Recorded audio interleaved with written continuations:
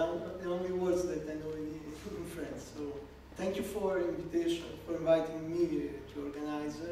And I will try to cut my intervention in order to allow to create a room for a discussion. So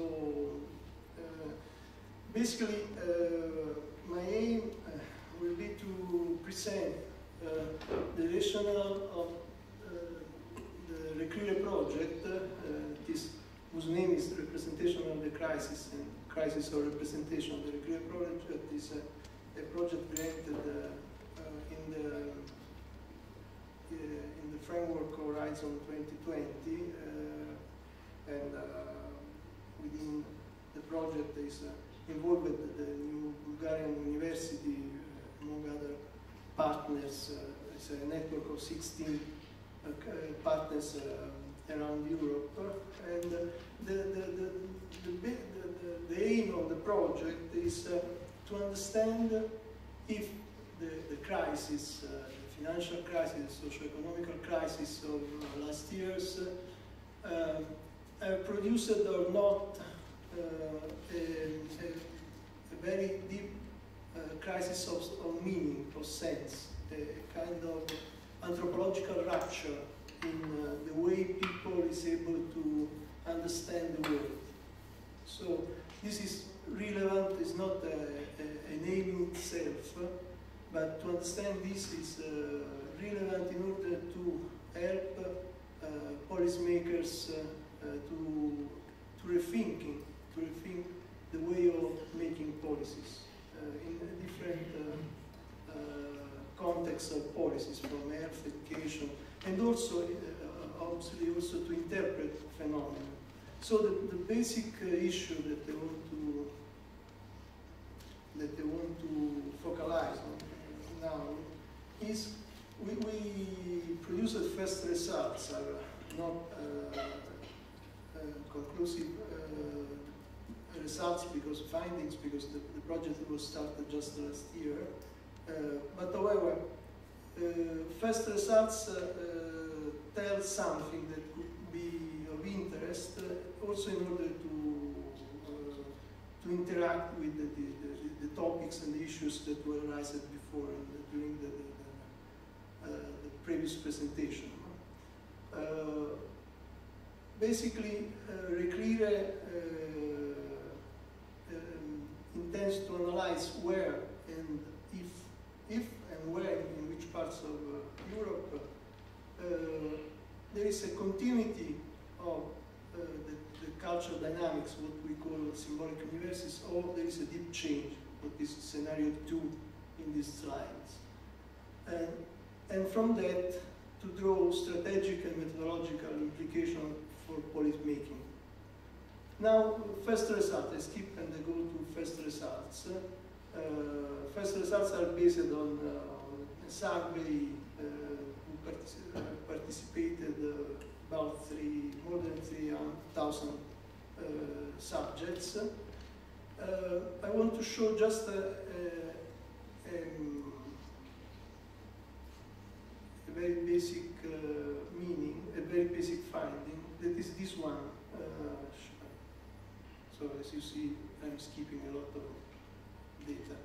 So look, the cultural space. The cultural space somehow is the way in which it's possible to model, to describe the ways people thinking in terms of the variability of how people think, so people interpret reality, and to analyze, to map, to model this variability in terms of basic structure of meaning. What is relevant is that the question were, the source of the question were from different countries of Europe, and what is, we have extracted 3 dimensions. The first dimension is this one, the second is this, the third is this, and we projected on a 2-dimensional space. For this reason, these are 2 different features. What is relevant is the triangle. The first dimension is a very basic way of approaching experience. Good against bad. It's very effective, it's very emotional way. The other ones instead are more connected to conceptual framework, like for example, an approach based on protection from reality against an approach aimed at engaging with reality. And the third dimension was an anchoring to system, to an anchoring to interpersonal bond. And within this global space, we have then segments of people that interpret this whole space positioning in it. I have no time now to enter into details, but the basic point that is the triangular form. Somehow, if for people that however has the capability to think in terms of what is something that however is positive, there is possibility to vary the other forms of anchoring of experience. But instead, there is the tendency here to concentrate on the negative. Somehow, where there is a feeling of the world that is negative, there is no other possibility for thinking. There is just this, something like we call, I show you, a kind of semiotic black hole. So everything is dark in the night, in the dark night. What is the base? So this is one of the first results that tell us that it's possible that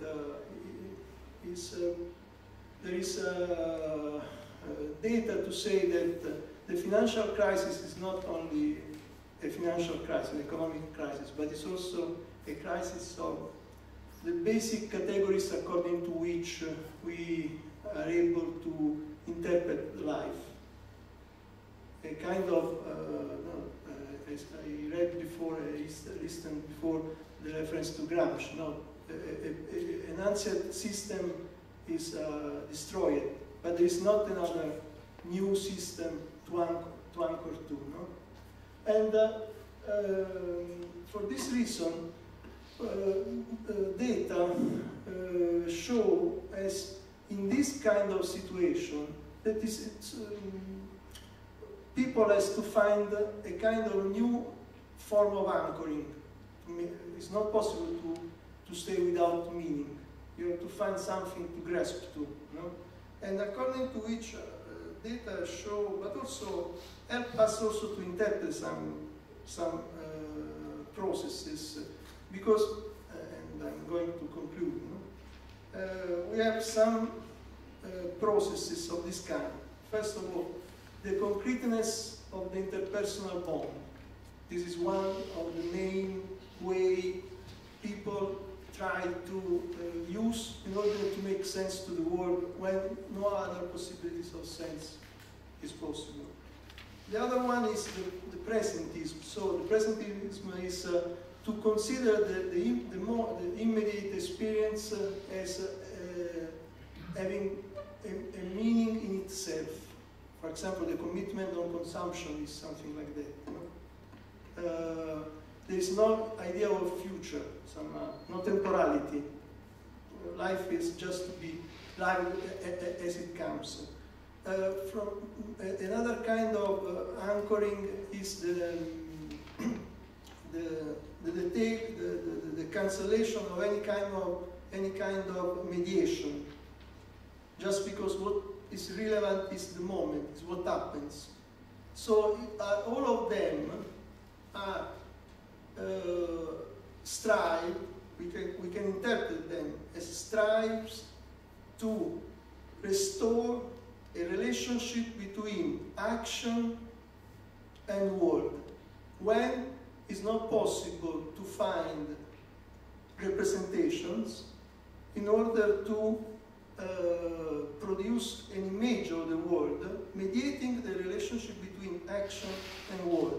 I have no time to discuss that, but maybe this kind of data can also say something about the process like fundamentalism and populism, because somehow they can be interpreted as ways of reducing the mediational processes between action and word. Thank you. Merci beaucoup, professeur Salvatore, d'avoir partagé les premiers résultats de cette recherche. Et je propose sans transition de vous laisser la parole. Nous avons eu 4 présentations très riches, très intéressantes qui je suis sûre, vont susciter beaucoup de questions. Donc la parole est à vous. Čakám vaše vопросы.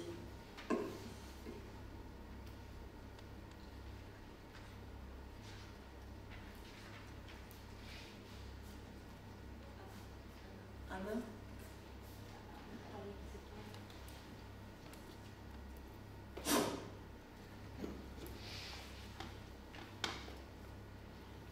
Merci de ce panel très riche. Et je pourrais poser des questions à tous les intervenants. Je vais me limiter au premier. Mathieu est un petit homme qui a fait ce brassage tout à fait inspirant du panorama espagnol. Et vraiment à la fin, mais vraiment à la toute fin, a été introduit le rapport entre les 2 nouveaux acteurs sur la scène politique, Podemos et Citoyens. Et comme le temps ne pas suffit à développer une vraie comparaison et petite analyse de leur rapport, voilà, je me demanderai de profiter du débat pour en ajouter. Et je vais partager, ça c'est un petit commentaire de politiste aussi, comment dire, provoqué, inspiré par votre exposé. Vous dites avec raison, cette énorme volatilité de l'électorat, etc.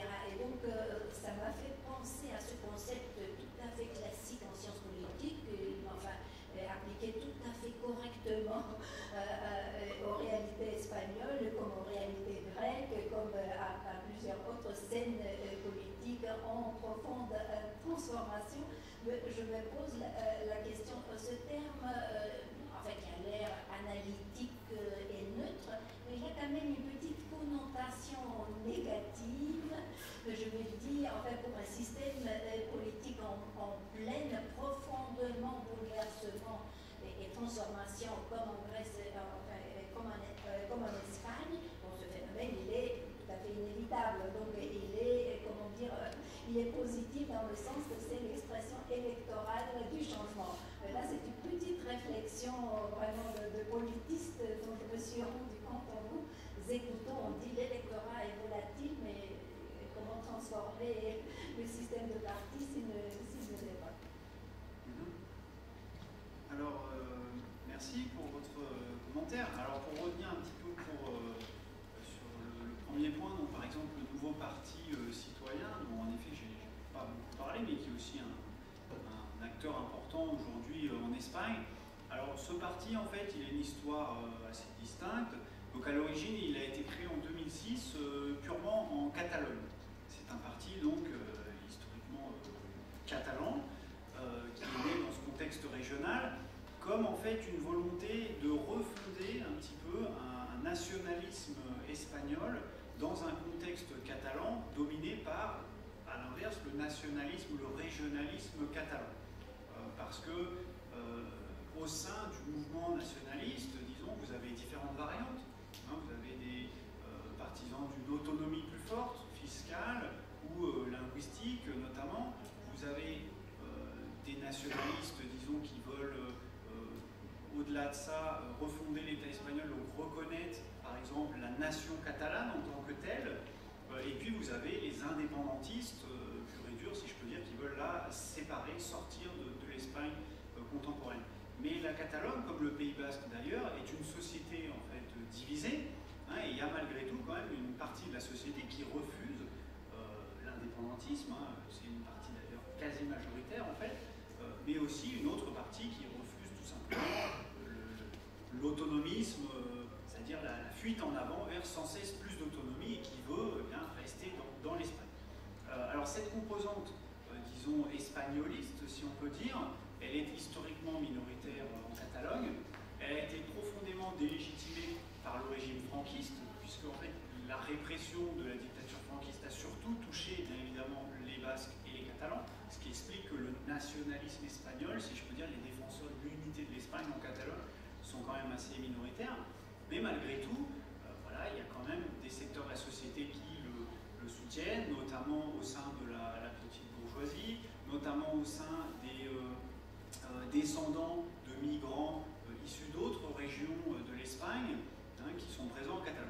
Et le facteur principal, en fait, c'est la crise de légitimité du parti conservateur qui, en fait, était représenté ce courant, disons, nationaliste espagnol en Catalogne. Donc, pour vous donner une donnée simple, depuis les années 90, le Parti populaire, donc la droite, qui est assez dominante donc, en Espagne, qui domine vraiment la droite de l'échiquier politique, en Catalogne, ils n'ont jamais réussi à dépasser 10 ou 15% des voix. Donc il y avait vraiment, si vous voulez, un sous-système politique catalan propre. Et donc c'est dans ce contexte local catalan, dans lequel je n'ai pas parlé, qu'il faut comprendre d'abord l'émergence de citoyens comme une volonté un petit peu de refonder ce nationalisme, disons, espagnol, sur une base plus moderne, plus libérale, et avec un discours malgré tout catalaniste, dans le sens en prenant acte par exemple de la défense du modèle linguistique bilingue en catalan. Voilà. Alors au début ça n'a pas très bien marché, c'est citoyen pendant quasiment les 6 ou 7 dernières années n'avait d'existence que en Catalogne, et puis à la faveur de la crise économique et de la crise de légitimité donc, de la droite conservatrice, notamment depuis 2011, ce parti a progressé. Donc si vous voulez, c'est un peu, il faut comprendre l'émergence de citoyens comme une redistribution des cartes un petit peu au sein de la droite espagnole, de la même manière que Podemos s'explique aussi par cette redistribution des cartes d'une certaine manière au sein de la gauche. Alors, juste pour terminer, qu'est-ce qui fait qu'aujourd'hui ils sont en pointe en avant? Et là, je vais faire un parallèle avec ce qu'a dit Jérôme. Jérôme a dit, voilà, ce qui se passe aujourd'hui, il y a un retour d'une certaine manière du pacte de sécurité. C'est-à-dire l'idée qu'après des mouvements révolutionnaires, de mobilisation sociale, la classe moyenne a peur quand même d'une trop grande radicalisation, a peur de la révolution, et donc il y a parfois des retours un petit peu en arrière, ou une demande quand même d'une sortie par le haut. Alors moi, dans le cas espagnol, je trouve que c'est tout à fait intéressant, c'est comme ça qu'il faut comprendre l'émergence un petit peu de Ciudadanos, comme une sorte de modernisation conservatrice, d'une certaine manière. Pourquoi? Parce que Citoyen, c'est un parti libéral, donc sur les questions économiques, il a à peu près la même position que le Parti populaire, ça ne change pas trop, mais sur les questions économiques et sociales, il est quand même plus à gauche, il est plus proche du Parti socialiste. Donc en fait, c'est typiquement un parti centriste, comme l'était un petit peu l'UCD, l'Union du Centre démocratique, au moment de la transition. Et c'est d'ailleurs intéressant de revoir émerger le centre politique dans ce moment de crise en Espagne, un peu comme l'UCD avait émergé au moment de la transition. Et ce qui fait qu'aussi, il progresse d'une certaine manière, c'est deux facteurs. Un, il a dès le début eu un discours très implacable sur la lutte contre la corruption politique et une demande de transparence en politique. Et deuxièmement, en fait, il a repris assez habilement un certain nombre d'enjeux qui avaient été mis sur le devant de la scène par d'abord le mouvement des indignés, puis ensuite par Podemos. Donc si vous voulez, aujourd'hui par exemple, si Podemos ne réussit pas à conquérir directement le pouvoir au niveau national, très vraisemblablement, même si on ne sait pas lors des futures élections, c'est aussi parce que le Parti socialiste et d'une certaine manière citoyen ont repris un certain nombre de leurs revendications d'origine. Donc en fait, ils sont un petit peu victimes de leur propre succès d'une certaine manière. Et ce parti citoyen, eh bien, il fait beaucoup moins peur à la classe moyenne que Podemos, puisque le discours de la droite dure, si vous voulez, qui associe Podemos au Venezuela, à l'ETA, au chavisme, etc., même si c'est caricatural, mais dans la petite classe moyenne, dans la petite bourgeoisie, il y a quand même cette peur-là, et il y a toujours l'idée mira Grecia, c'est-à-dire regardez la Grèce, si Podemos arrive, voilà, c'est ça qui va nous arriver. Or, Citoyen se pose dans une position beaucoup plus rassembleuse, un peu comme l'UCD, et d'ailleurs, dans les négociations politiques, là, dans les 6 derniers mois, même si on a une impasse et on va avoir de nouvelles élections, les sondages d'opinion ont tendance à montrer que c'est plutôt citoyen qui va tirer le bénéfice de cette impasse politique parce qu'il s'est sans cesse mis en avant comme un parti qui veut les alliances, qui veut rassembler dans cette situation de crise. Question? J'ai une question pour monsieur. Je suis né à Skopje.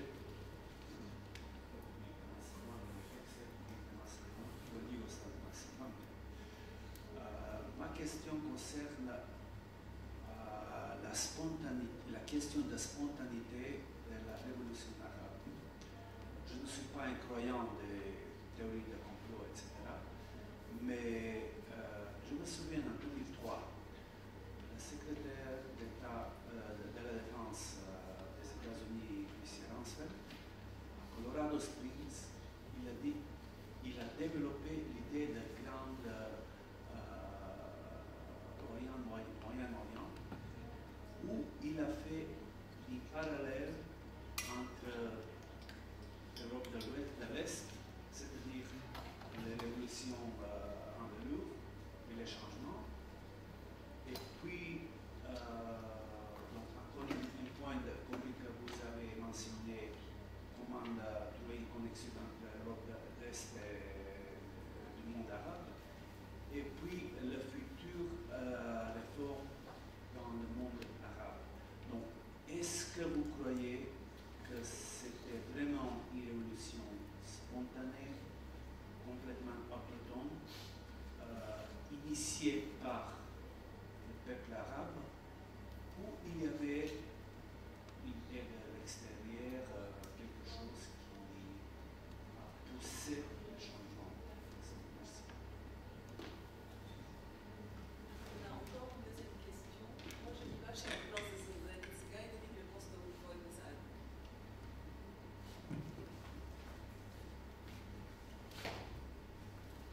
Благодаря, ще говоря на български.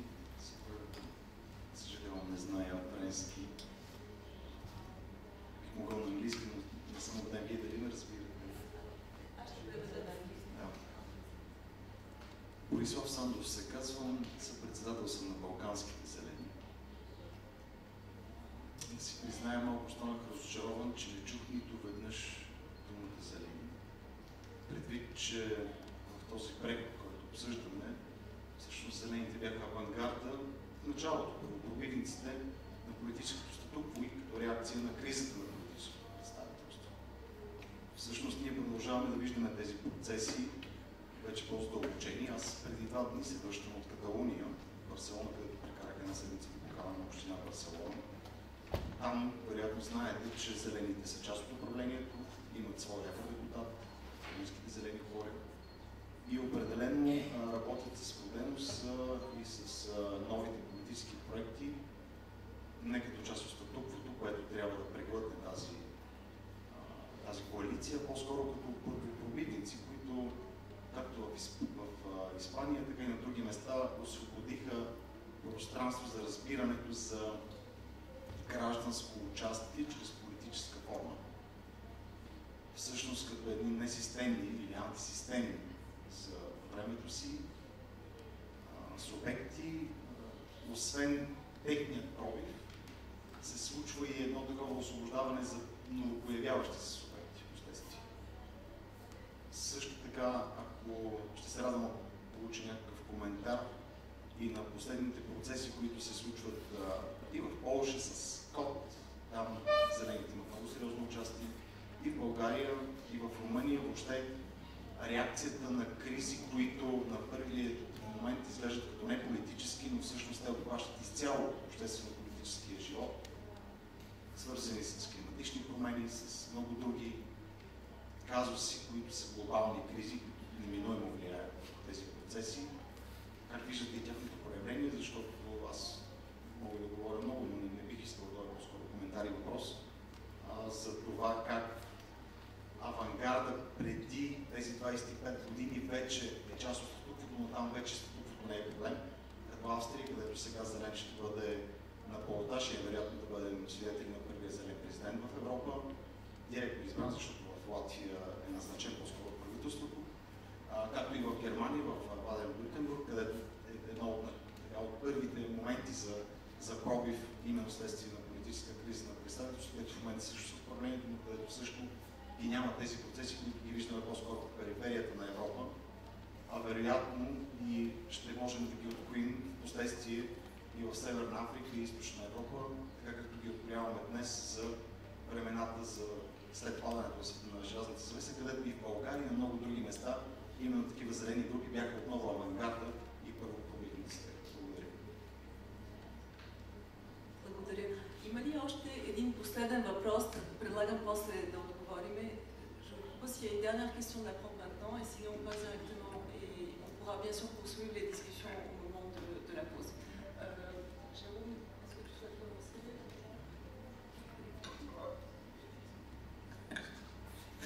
Je vais répondre rapidement.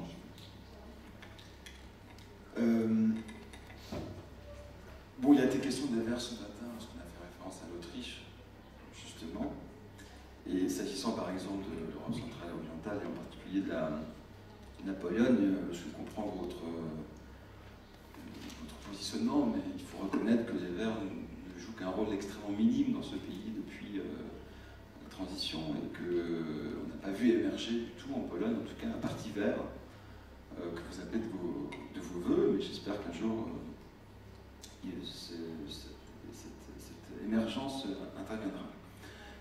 À la question alors, tout à fait centrale de savoir dans quelle mesure le mouvement révolutionnaire ou un processus de ce type de contestation est spontané ou non, bien évidemment il n'est ni totalement spontané ni totalement encadré, à la fois par les acteurs internes et aussi par les acteurs externes. Aucune révolution n'est spontanée, parce que ne serait-ce que pour entrer en mobilisation, il faut des savoir-faire, il faut avoir accumulé des ressources, et bien souvent, on l'a vu dans quasiment tous les pays qui sont entrés en turbulence politique, que ce soit la Pologne, avec le Solidarność, la République tchèque, et les autres pays de la région est européenne, dans le monde arabe, assez rapidement après les premières mobilisations, vous avez vu arriver des gens qui étaient soit des militants, syndicalistes, soit des gens qui avaient l'habitude de prendre la parole publique, je pense aux avocats, soit des blogueurs qui avaient déjà organisé des manifestations, certes symboliques, mais avant le 17 décembre 2010, jour de l'immobilisation de Bouazizi. Par exemple, l'une des premières mobilisations tunisiennes que certains qualifient de précurseuse ou précurseur de la révolution, c'est en 2008, dans le bassin minier de Gafsa, où pendant 6 mois, il va y avoir un mouvement social qui va d'ailleurs se solder par quelques morts, des martyrs, un mouvement social très important, avec des militants pourchassés, et une population qui est mise sous cloche par le pouvoir, une population qui ne parvient pas à ce moment-là à avoir des porte-paroles et à élargir à la fois sur le plan géographique, mais aussi sur le plan social, le mouvement social. Donc, il n'y a pas de spontanéité absolue, me semble-t-il, dans une révolution, sauf que, et c'est la raison pour laquelle il y a un encadrement qui en réalité est un encadrement également introuvable, sauf que, j'allais dire, ce sont moins les révolutionnaires qui font la révolution que ce sont les révolutions qui font les révolutionnaires. C'est-à-dire que lorsqu'un mouvement prend forme, il ne va pas du tout laisser indifférent l'ensemble des acteurs potentiellement intéressés par ce mouvement, qu'il s'agisse d'acteurs internes et acteurs externes. J'ai évoqué les syndicalistes, mais ce sont aussi les acteurs politiques, les cadres sécuritaires qui vont jouer leur rôle tout au long du processus, et les acteurs externes, les diplomaties étrangères, bien évidemment, jouent un rôle dans ce type de processus. La vraie difficulté lorsqu'on fait du travail de terrain, c'est qu'on n'a pas accès. Là, c'est vraiment la grande muette. Si vous discutez avec des diplomates américains en poste à Tunis ou au Caire en 2010, 2011, ils ont quand même beaucoup de mal à vous parler, mais certains, tout de même, écrivent. Il y a par exemple eu la publication des mémoires de l'ambassadeur de France de l'époque, qui d'ailleurs, dans sa carrière, avait été ambassadeur de Pologne avant, qui raconte un petit peu. Et on a toutes les raisons de croire ce qu'il dit, et ce qu'il dit, c'est une grande impréparation, par exemple, de la diplomatie française, une incapacité à lire l'événement, au point que l'ambassadeur de France restera dans l'histoire comme celui qui Le 14 janvier au matin, on voit une note au Quai d'Orsay en disant l'ordre règne à Varsovie, si je puis dire, l'ordre règne à Tunis. Ben Ali a fait un discours merveilleux hier après-midi, et donc la stabilité revient. Et dans l'après-midi même, Ben Ali part en Arabie Saoudite. Et je pense que les diplomaties, notamment la diplomatie américaine, sur laquelle on a moins d'éléments, il est vrai qu'à travers Wikileaks, on sait que des critiques avaient été formulées par les représentants de la diplomatie américaine à l'égard du fonctionnement du pouvoir en Tunisie. Il est vrai aussi qu'un homme politique a été un petit peu monté, valorisé les dernières années, Kamel Morjane, et qu'il était considéré à Tunis comme l'homme des Américains. Il est vrai aussi qu'ils ont peut-être joué un rôle déterminant à des moments extrêmement particuliers du processus révolutionnaire, notamment le 14 janvier, jour du départ de Ben Ali. Mais là encore, je pense que c'est une diplomatie d'accompagnement d'un processus qui leur échappe dans les grandes largeurs, sachant aussi que la politique américaine dans ce grand Moyen-Orient était déjà en échec suite à l'invasion irakienne. Et qu'ils ne pouvaient quand même pas se faire beaucoup d'illusions sur la possibilité d'imposer la démocratie de l'extérieur, pas par des armes en Tunisie, mais en tout cas en accompagnant le processus contestataire. Moi je dirais que les acteurs sont relativement impuissants à diriger un tel processus, même les grands pays, et sachant aussi, et je terminerai par là, qu'ils peuvent avoir des intérêts contradictoires qui, de fait, en quelque sorte, annulent leur influence. Et dans un pays comme la Tunisie ou l'Égypte, les pays du Golfe ont joué un rôle important également. Rappelez-vous du rôle de Al Jazeera dans l'aide à la communication des révoltes arabes à travers, donc c'est le Qatar, à travers Al Jazeera, mais à l'inverse, les autres pays du Golfe, notamment Émirats, Arabie Saoudite, qui eux, en revanche, font tout pour ne pas en parler. Donc on voit bien aussi que ces multiples ingérences internationales ont aussi des effets contradictoires, ce qui empêche du coup de pouvoir répondre de manière simple à votre question, est-ce que c'est spontané ou encadré? En fait, c'est à la fois les deux et rien des deux en quelque sorte. Enfin, c'est une opinion. Juste un mot, Mathieu, pour parler.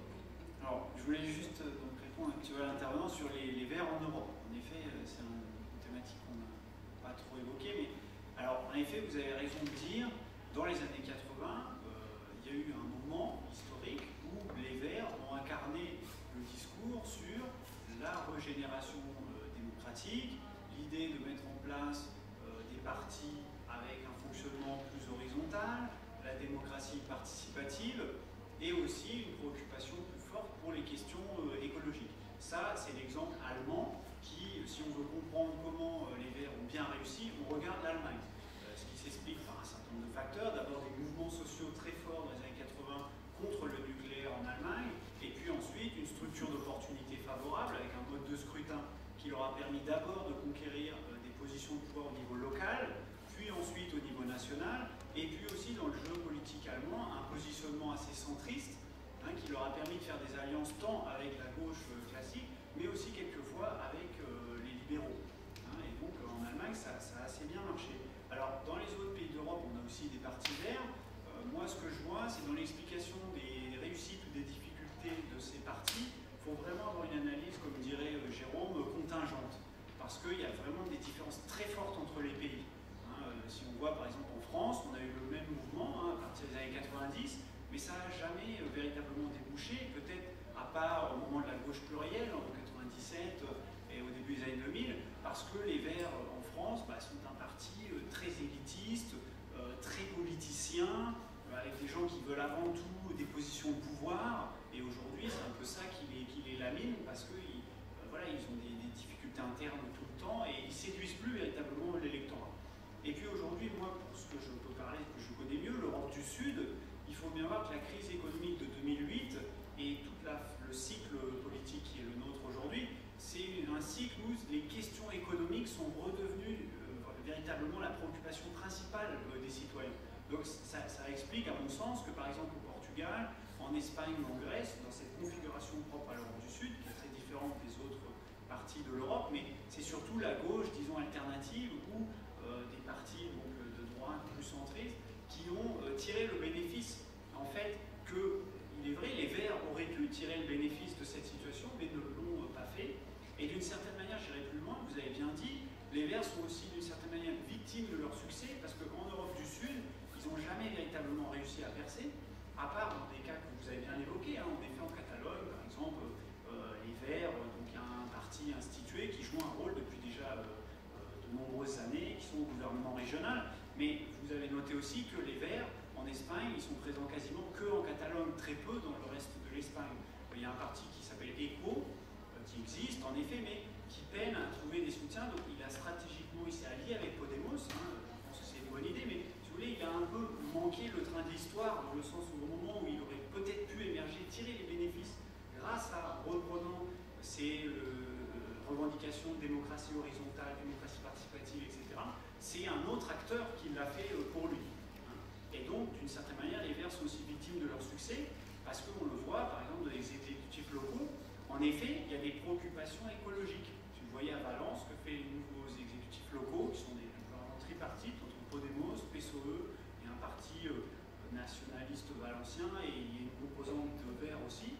Bon, bah, ils réduisent la vitesse dans le centre-ville, ils mettent en place de plus en plus d'allées piétonnes, ils ont cette préoccupation écologique qu'ils ont incorporée à leur action municipale.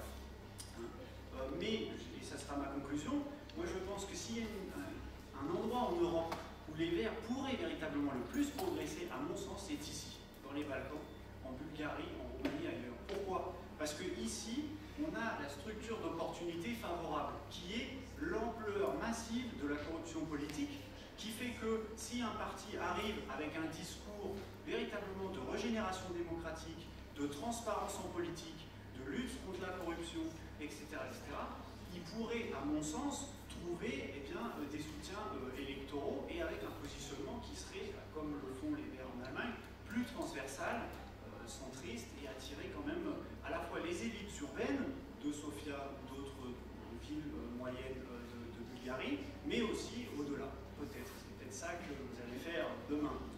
Merci beaucoup.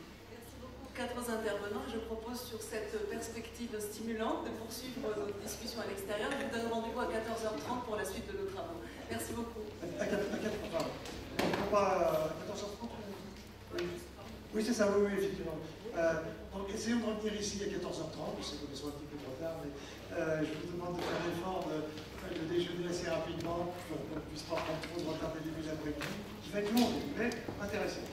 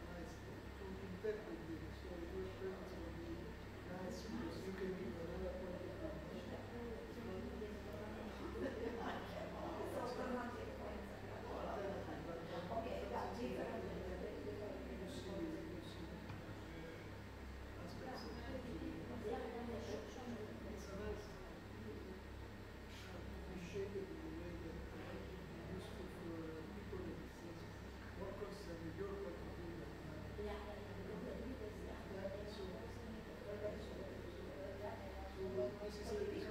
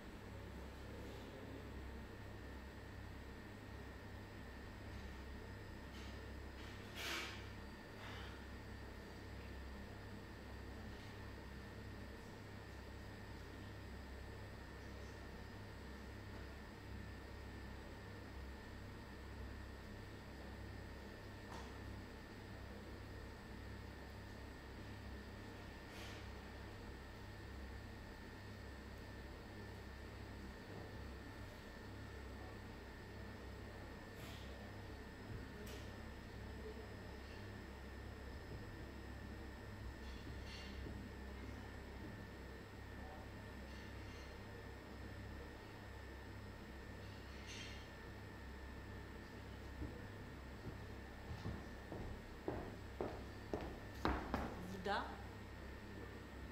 Ще ніколи куйма. Не слышу.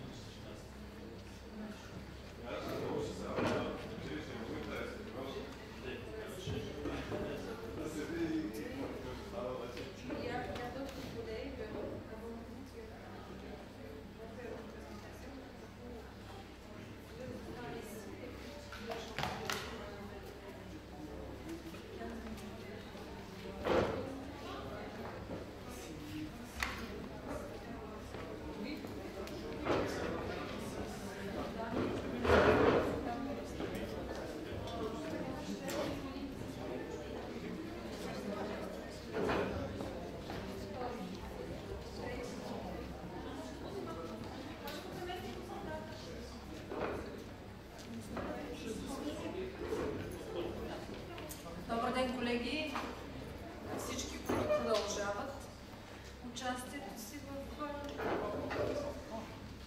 конференцията и тези, които се присъединиха в втората част.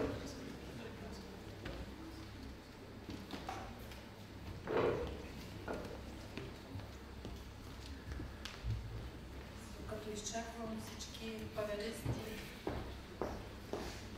Donc, en attendant les panélistes à prendre leur place, bienvenue à tout le monde.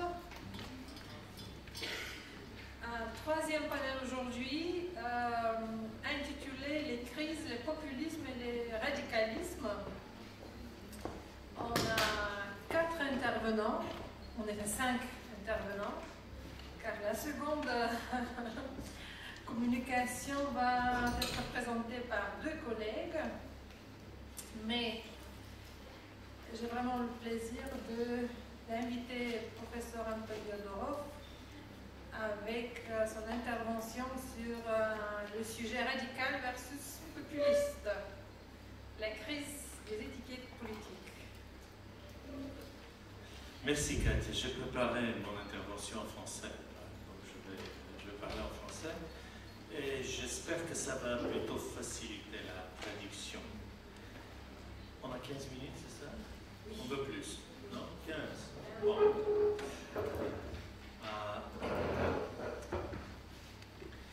J'ai beaucoup réfléchi au sujet de ce qu'on comprend de toutes les mobilisations qui s'étaient déroulées pendant, pas seulement les dernières années, mais les 25 dernières années.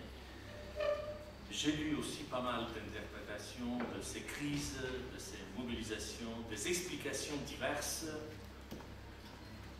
Je me suis concentré sur l'usage plutôt des étiquettes qu'on donne aux phénomènes pour essayer de les comprendre, mais aussi de les expliquer.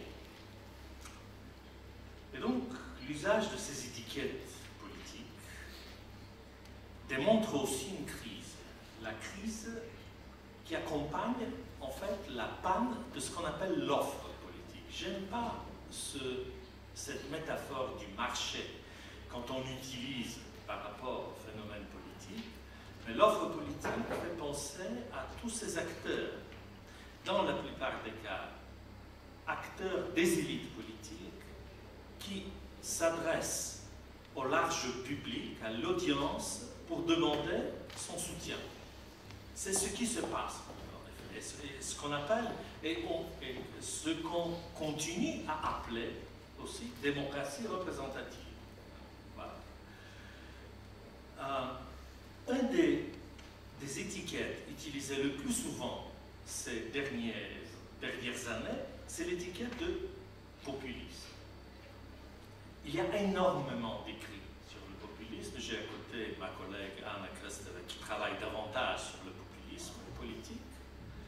Mais ce qui m'a interpellé est l'usage de ce terme comme un terme, genre terme bidon, qui essaie d'attraper tout, d'encadrer tout. On parle de populisme dans plusieurs perspectives différentes.